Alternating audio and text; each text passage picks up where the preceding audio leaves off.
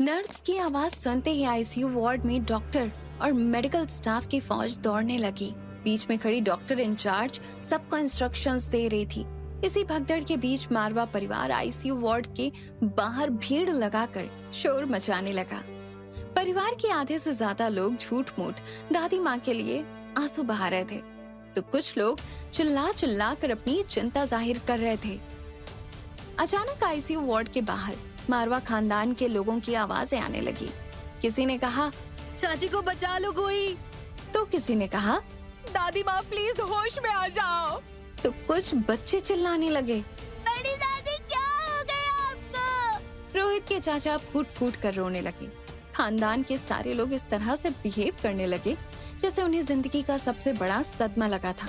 अचानक रोती हुई आवाजों के बीच में रोहित ने चिल्लाकर कहा, चुप चुप हो जाओ सब।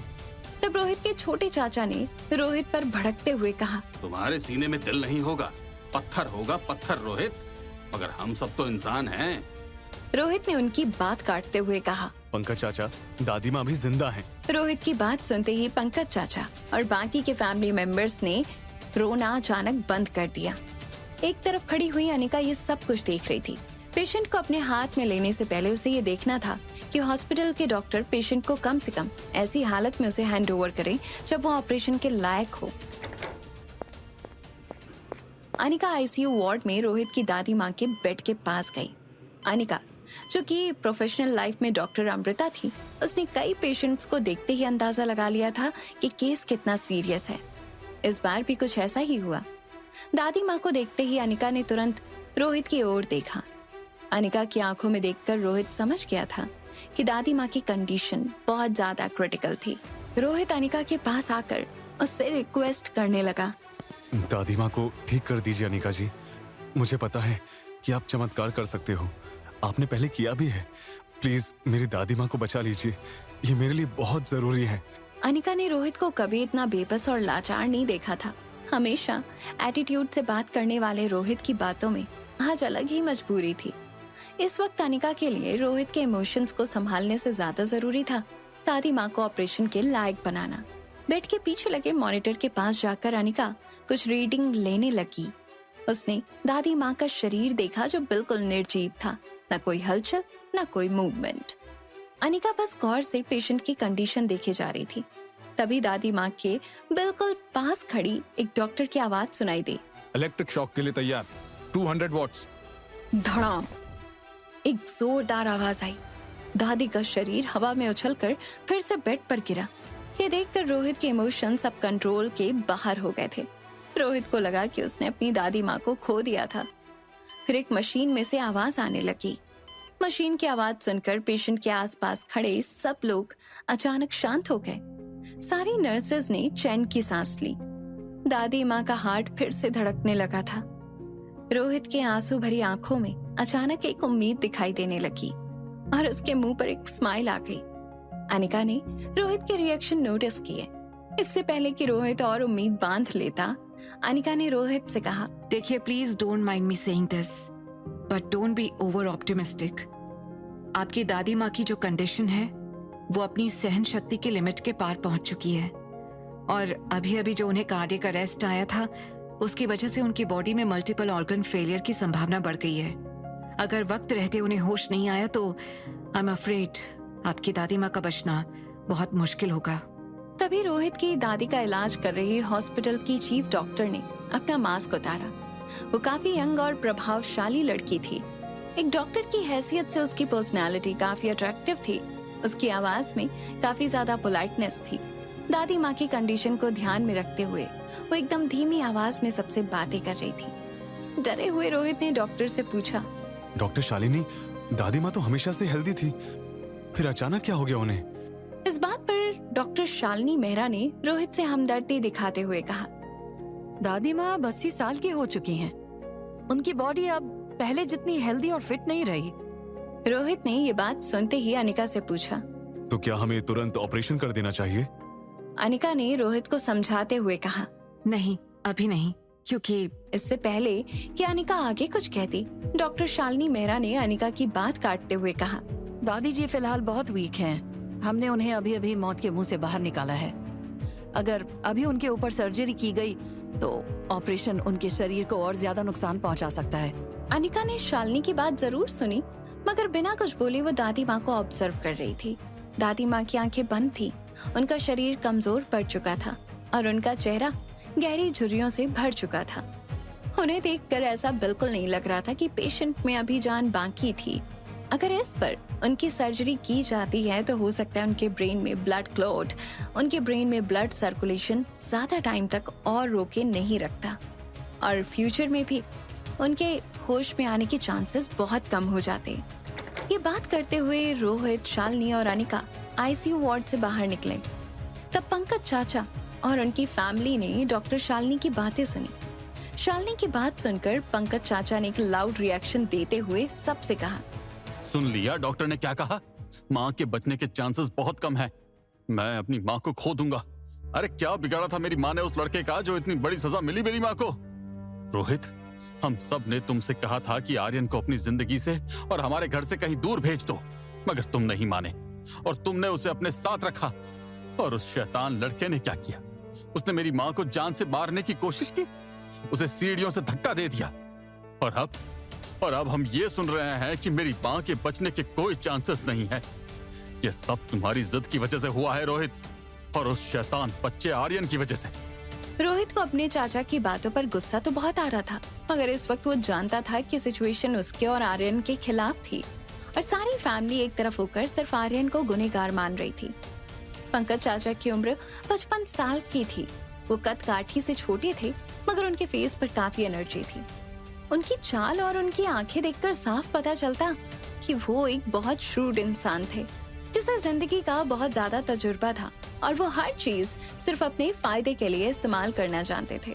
उनका बेटा आयुष दिखने में बिल्कुल मारवा खानदान के लड़कों जैसा ही था, कद काठी में बिल्कुल रोहित जैसा, मगर पर्सनालिटी बिल्कुल रोहित से ऑपोजिट थी। रोहित जितना डैशिंग था उतना ही आयुष दिखने में ढीला ढाला सा लगता था। वो जिस प्रकार से हंसता था उसे देखकर ये लगता था कि आयुष उन अमीर माँ बाप की बिगड़ी औलादों में से है, जिसे ना तो लाइफ में कुछ करने की इच्छा है और ना ही कुछ बनने का मकसद। आयुष ने अपने पापा पंकज को समझाते हुए कहा, पापा ऐसा मत कहिए, वो तो बेचारा बच्चा है, उसका क्या कसूर है? आयुष को आर्यन की साइड लेते देख रोहित सरप्राइज हो गया। तभी आयुष ने आगे कहा, वो कोई नॉर्मल बच्चा तो है नहीं, वो दिमागी तौर से बीमार है। He is mentally ill. वो बाकी बच्चों की तरह आसानी से कोई बात समझ नहीं सकता है। जब उसने दादी माँ को धक्का दिया था तब उसे क्या मालूम था कि वो क्या कर रहा था? उस पागल बच्चे को दादी माँ को धक्का देते हुए शायद मजा आया, इसीलिए उसने वो कर दिया। अब उसके मन में थोड़ी ना था कि वो दादी माँ को चोट पहुंचाएगा। बस उसके पागलपन में उससे ये सब हो गया और उसे पता भी नहीं चला। क्यों रोहित भैया? आयुष की ये बात सुनकर रोहित ने अपनी आंखें बंद कर ली और जोर से अपनी मुट्ठी दबा ली। तभी वहाँ पंकज चाचा का पोता आया, विहान। उम्र में ठीक आर्यन के आसपास का था, मगर शरीर से मोटा होने की वजह से प्यार से मारवा फैमिली में लोग उसे लड्डू कहकर बुलाते थे। उसका नाम लड्डू इसीलिए रखा गया था क्योंकि उसके गाल गोल गोल और मोटे थे। उसके गाल दबाने पर बिल्कुल ऐसा लगता था जैसे कोई मोती चूर के लड्डू हाथ में पकड़ खड़ा हो। लड्डू जब भी हंसता तो उसकी आंखें अपने आप बंद हो जाती, मगर लड्डू अपने नाम के गुणों से बिल्कुल विपरीत था। उसे बात बात पर गुस्सा आ जाता, बात बात पर जिद करता, और आज जब से वो हॉस्पिटल में आया था बस एक ही बात सुन रहा था, आर्यन की वजह से बड़ी दादी की जान खतरे में थी। इसी गुस्से की वजह से उसके गाल बिल्कुल लाल हो चुके थे और उसने रोहित की ओर गुस्से से देखकर कहा, कहाँ छुपा के रखा है उस बुज़दिल आर्यन को? आज मैं उसे छोड़ूंगा नहीं। उसे WWE का ऐसा स्टंट करके मारूंगा कि उसे अपनी नानी याद आ जाएगी। ये कहकर लड्डू हॉस्पिटल के प्राइवेट रूम की ओर दौड़ने लगा जहां आर्यन को भेजा गया था। रोहित ने बीच में ही उसे रोक लिया। रोहित ने जब लड्डू को रोकना चाहा तो किसी तरह रोहित के हाथ से टकराकर लड्डू जमीन पर गिर गया। लड्डू का भारी भरकम शरीर जब जमीन से टकराया तो हॉस्पिटल फ्लोर पर एक जोर की आवाज आई और लड्डू जोर जोर से रोने लगा। जब पंकज और आयुष ने उसे उठाया तो लड्डू ने रोहित की ओर इशारा करते हुए कहा, रोहित चाचा मुझे मारना चाहते हैं जैसे आर्यन ने बड़ी दादी को मारा। रोहित, अनिका और डॉक्टर शालिनी से अपनी दादी माँ की कंडीशन के बारे में डिस्कस करना चाहता था, मगर मारवा खानदान ने ये मौका पकड़कर आर्यन के खिलाफ मोर्चा खोलने के लिए इस्तेमाल किया था। आयुष ने रोहित से कहा, रोहित, ये क्या कर रहे हो तुम? एक छोटे बच्चे को इस तरह से ट्रीट करने का क्या मतलब है? रोहित ने अपने अंदर के गुस्से को दबाते हुए आयुष से कहा, इस बच्चे को कुछ मैनर्स सिखाओ, और अगर नहीं सिखा सकते तो मेरे पास भेज दो। मैं 2 दिन में इसे बड़ों के साथ कैसे पेश आते हैं सिखा दूंगा। ये सुनते ही पंकज चाचा ने रोहित से कहा, अगर इतने ही बड़े टीचर हो तो फिर अपने बेटे को भी जरा मैनर सिखा दो, जिसकी वजह से आज तुम्हारी दादी मौत से लड़ रही है। काश तुमने उसे मैनर सिखाए होते तो उसने तुम्हारी दादी के साथ वो सलूक ना किया होता जो उसने किया है। वो बच्चा नहीं, एक मर्डरर है। रोहित तेज कदमों से पंकज चाचा की ओर बढ़ने लगा। रोहित के जूतों की आवाज सारे कॉरिडोर में गूंजने लगी। वो पंकज चाचा के पास आकर खड़ा हो गया और उनकी आंखों में आंखें डालकर कहा, मेरा बेटा खूनी नहीं है, उसे मर्डरर बुलाना बंद कीजिए आप लोग। मुझे उस पर पूरा भरोसा है। तभी आयुष, रोहित और उसके पापा बीच में आ गए और बड़े ही शांति से रोहित से बात करने लगे। देखो रोहित, इस बात का कोई मतलब नहीं है कि तुम उस पर ज्यादा ट्रस्ट करते हो या हम पर, मगर तुम्हें सीसीटीवी फुटेज और सर्वेलेंस कैमरा पर तो ट्रस्ट करना ही होगा, जिसमें साफ साफ दिख रहा है कि आर्यन ने दादी माँ को धक्का दिया था। हमने सीसीटीवी की फुटेज दादाजी को दिखा दी है और उन्होंने ये डिसीजन लिया है कि अगले हफ्ते एक फैमिली मीटिंग रखेंगे और उस मीटिंग में हम सब मिलकर आर्यन को मारवा खानदान से हमेशा के लिए निकाल देंगे। आर्यन के खिलाफ 2 सबूत थे, एक तो वो सीसीटीवी कैमरा की फुटेज और दूसरा घर के नौकरों की गवाही। नौकरों ने कहा था कि उस दिन आर्यन किसी बात पर दादी माँ से नाराज हो गया था और उसने दादी माँ को सीढ़ियों से धक्का देकर नीचे गिरा दिया। और सीसीटीवी कैमरे का फुटेज पीछे से लिया गया था, जिसमें दादी माँ गिरते हुए साफ नजर आ रही थी। आर्यन का चेहरा नहीं दिख रहा था, मगर उसके हाथों के एक्शन से साफ पता चलता कि उसी ने दादी माँ को धक्का दिया था। मारवा खानदान के पास आर्यन के खिलाफ विटनेस भी थे और एविडेंस भी, इसलिए रोहित के पास बस सिर्फ एक ही ऑप्शन बच गया था कि किसी तरह उसकी दादी माँ फिर से होश में आए और सबको बता दे कि आर्यन बेकसूर है। जब हॉस्पिटल कॉरिडोर में ये सब कुछ चल रहा था, तब आर्यन वही पीछे खड़ा सब कुछ सुन रहा था। आर्यन के मुंह पर मास्क था और उसने एक छोटी सी पीपी किट भी पहन रखी थी। मास्क के ऊपर आर्यन की आंखों से निकलते आंसुओं से साफ पता चल रहा था कि आर्यन बहुत दुखी था और शायद काफी देर से रोए जा रहा था। आर्यन का रोना इस वजह से नहीं था कि मारवा खानदान उसे बुरा समझता था या उसे मारवा खानदान घर से बाहर निकालना चाहता था।